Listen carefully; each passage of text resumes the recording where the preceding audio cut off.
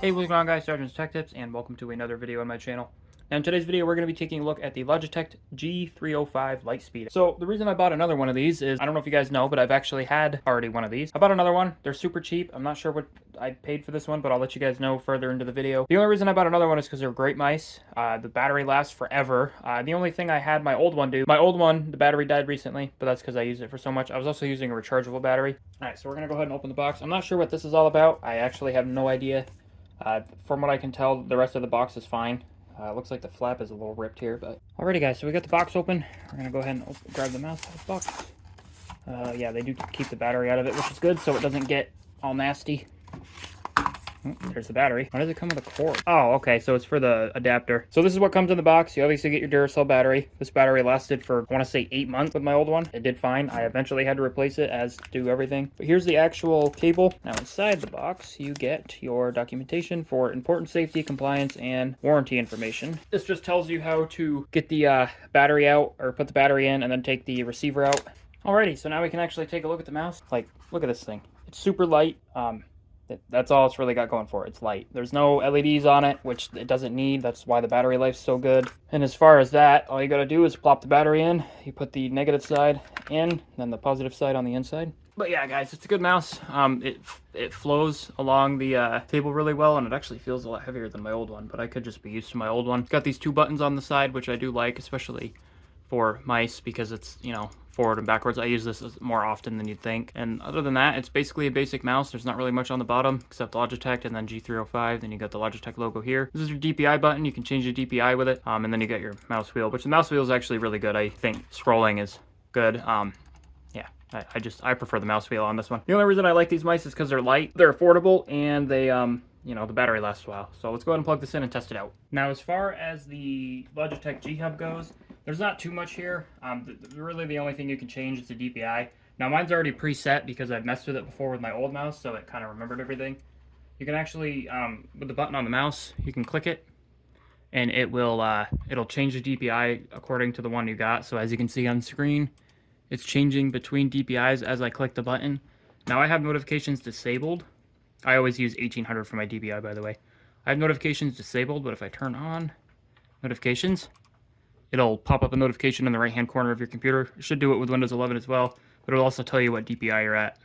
So it is a nice touch because, you know, you want to know what your DPI is at. It's kind of slow sometimes. It doesn't always, like, react instantly. As you can see, it's still trying to catch up, but otherwise, it's a good mouse. There's not really much else to talk about in terms of Logitech software, other than that you have, like, a performance mode. You can actually do assignments. You can change what the buttons do. So I can change what the DPI cycle button does. Not sure what G shift is, but you obviously got middle click, so you can use that as a middle click. And then I wish the program was a little bit bigger. Okay, middle click, you can change your forward click, your secondary click, your middle click, and then you can change your forward and back. But I've always just used them for forward and back. As you can see, it did it. And like, there's not really much else you can really do with it in terms of Logitech software, but I mean, you can change your keys. You can do actions, you can do macros, you can do your system keys. And actions, I'm not sure what it does. I guess you can use the keys to mute and deafen yourself, but I would just use your keyboard on that one. But yeah, in terms of Logitech software, like I said, there's not much to do. The DPI goes all the way up to 12,000. I've never gone that high, and I don't even... Oh my god. Well, that's 12,000. That's actually 11,800 DPI, but go back to 3,000 I could also use, but I usually just use 1,800, which is kind of where I'm at. Let's see what 2,000 is. Yeah, we'll do 2,000. 2,000 is really good, as long as I can click. Yeah, so in terms of Logitech software, there's not really much you can do, unfortunately, but otherwise, first impressions, when I first got the mouse years ago, it's an amazing mouse. That's why I'm doing this video, because I want you guys to know how good this mouse is, along with the aspects of it being good battery life. It's got really good handling. It feels really good in the hand. If you have a big hand, it might be an issue, but depending on the size of your hand, I wouldn't worry about it too much. In terms of the buttons feel great. Obviously, the clickies, they feel great. I don't have an issue with them. Like I said, I've had this mouse before. I had my old one for over a year, almost 2 years. It's at work now. I use it at work now, and it works fine. And then obviously the battery life's good. I've never had any issues with like desync or what do you call it? I can't think of the word right now, but I've never had any issues with like when I, move the mouse and it does it on the screen. Input lag. I've never had any issues with input lag with this mouse.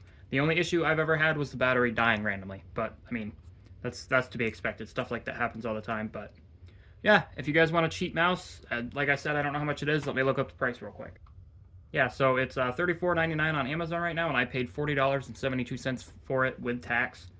I think it's actually more on sale than when I bought it, but like I said, 35 bucks. It's a really good mouse. It's wireless, 12,000 DPI. It's a 12K sensor, which what they call it, the Hero 12K. It's got 250 hours of battery life. I think it's got more than that from my experience. It's also got onboard memory, so it remembers stuff if you don't want to use the Logitech software. Otherwise, it's a great mouse. I would definitely check it out. Go to the link in the description below if you guys want to check it out. There will also be a link in the description below for my G513 keyboard I got here. You guys can also check out the video for the review on this up in the cards now. I hope you guys enjoyed the video. If you did, drop a like. If you guys did not enjoy the video, please drop a dislike. Let me know what you guys want to see for future videos in the comments below. If there's any certain videos you want me to review, or certain products you want me to review, or anything else you want me to review, any operating systems, let me know in the comments below. See you guys next video, and peace out.